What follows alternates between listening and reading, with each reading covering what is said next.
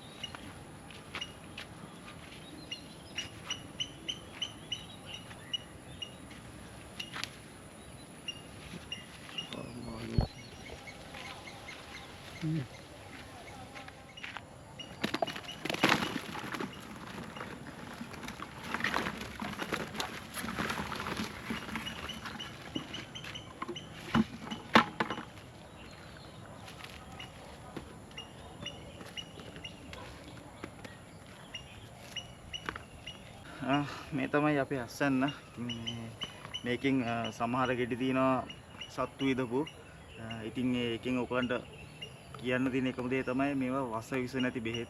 මොකද මේවට බෙහෙත් ගැහුවා නම් මේ ගෙඩි වලට බෙහෙත් ගැහුවා නම් මේවා සත්තු විදින්නේ නැහැ. ඒත් අපි එහෙම කරන්නේ නැහැ. මොකද වස විස ගහලා ගස් මේවා හදලා වැඩක් නැහැ ඇත්තටම. ඒ හින්දා ඕන කෙනෙක්ට බය නැතුව ආහාරයට ගන්න පුළුවන් ඕගනික් විදිහට හදන බටු තමයි මේ.